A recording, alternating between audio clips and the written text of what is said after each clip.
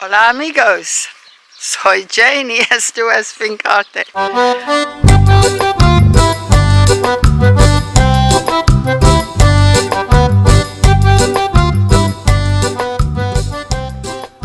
My channel is all about our lives here in southwest Spain.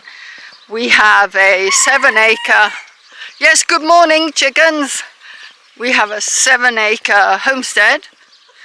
We farm olives and figs, which we sell to the local agricultural cooperative. We have a vegetable garden where we are trying to grow enough vegetables to be self-sufficient.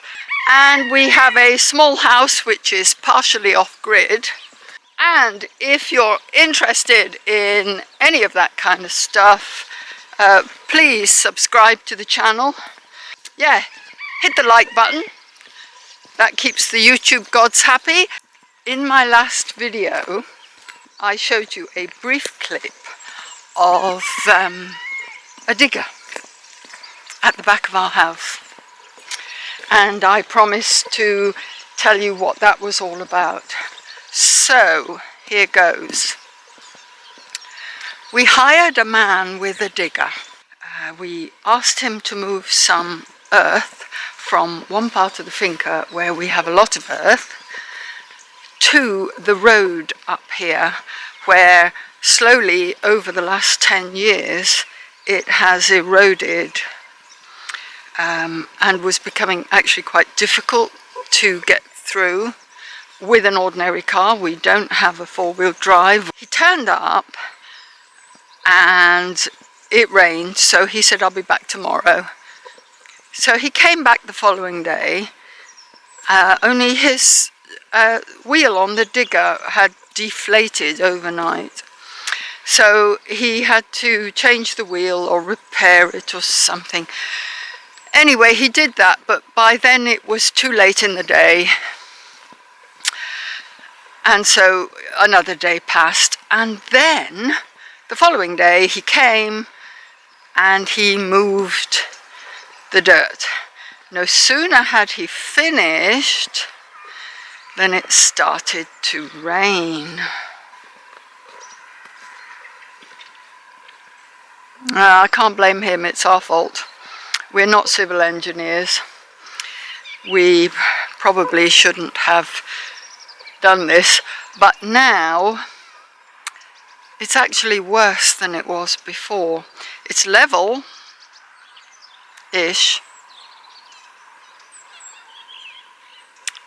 but look, and there's more rain forecast for about, I know, a week more.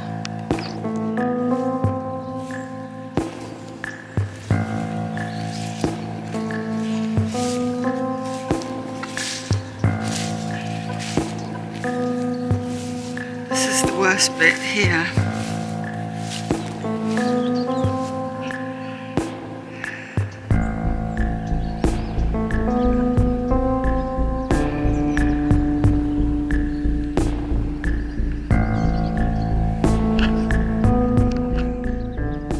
You're damp.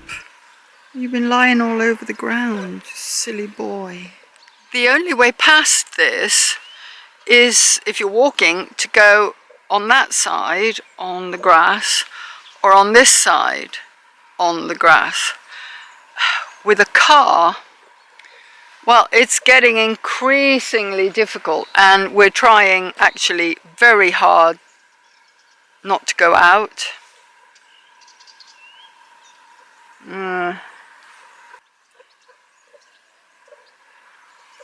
That's it for this tree.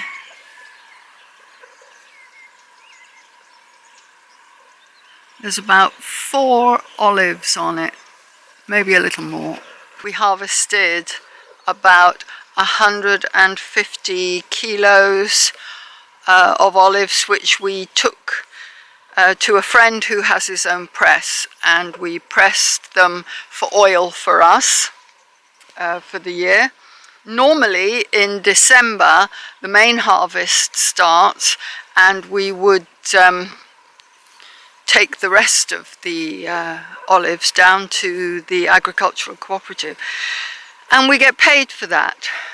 Last year we harvested 4 tons, but this year what's left on the trees is actually not worth gathering, and we are not going to have a harvest at all.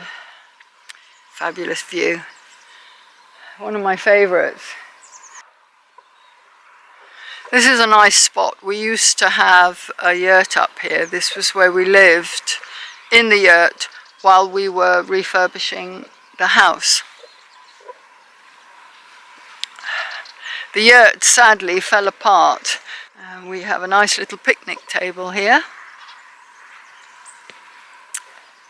Needs a little bit of TLC. It'll get it at some point.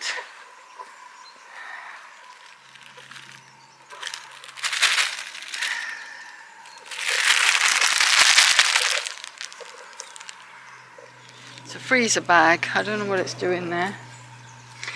I will take it away. This is the barbecue area.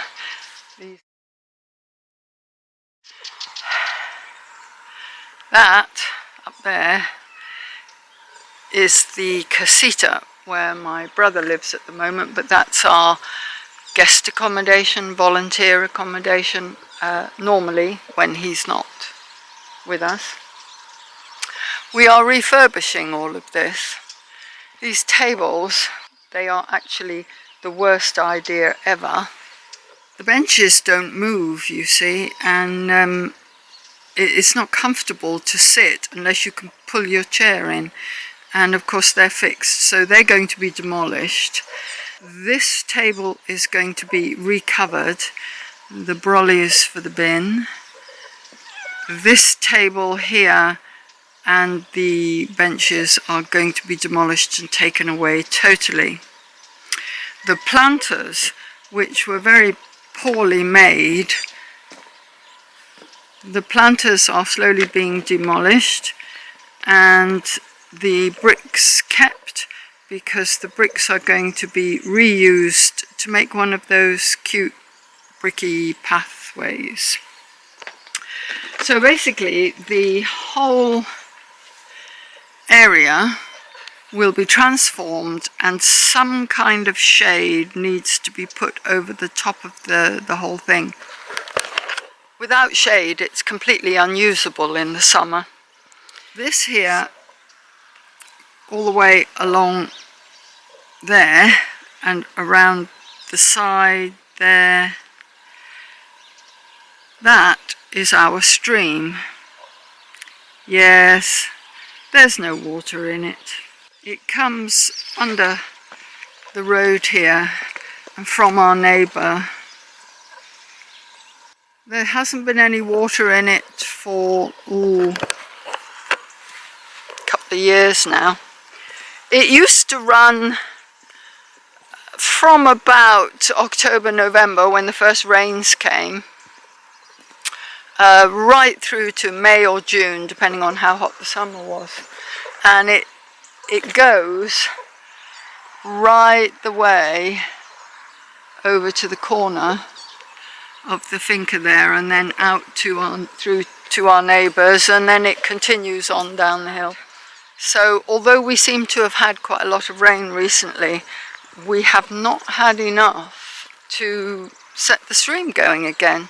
You may not be able to see it, but in here is a little drain that goes through the wall, and this is also where a stream would run every winter, and it would come through here and then all the way along beside the road, and then it would cross over the road right by where the gate was and flow into the water meadow, which isn't a water meadow anymore, and join up with that stream I just showed you. Well, as you can see from all of this, it hasn't flowed for quite some time, and of course the vegetation and everything has grown up. And now, well, if we get a flood of sort of Noah proportions, this is just going to, well, it's going to back up here, and then it's just going to flow across the road, and I don't know where or what's going to happen. Need to get the Mr. Digger man to dig out this channel once again. I mean, clearly we haven't had enough rain for a very long time, because the whole water isn't just what flows on the finca here, it's what comes from higher ground and it ends up here. Yeah, look how much rain just in the last couple of days. That's quite a lot. I did a lot of planting. I've got onions here, I've got lettuce, I've got cauliflower, I've got more lettuce, cabbage and cauliflower and broccoli, turnips, garlic, that's my herb garden over there, some more funny lettuce, and I have salad onions bulbs in there. Now, here we go, the crocus, the saffron crocus. Best harvest ever this year, and this is the tail end of it. There's one or two left, but they're very soggy and I don't know if I should harvest them. There is a sparrow asleep on the feeder for the chickens. I mean,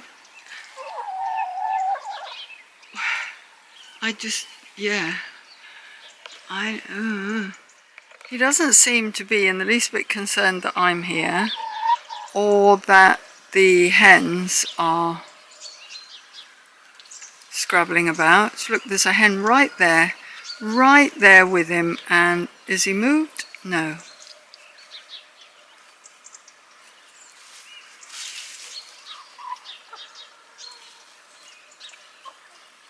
I'm actually a bit concerned about this. I mean, it's cute and it's funny, and it may just be that that was a nice dry spot. With bird flu sweeping down through Europe, I hope he's not sick. It just seems a bit odd. I just went in the hen run, and that little sparrow, he hopped off the feeder and hid round the back until I left, and then he hopped back on again. So I don't think he's sick. I think we've got a pet sparrow. Adios, amigos.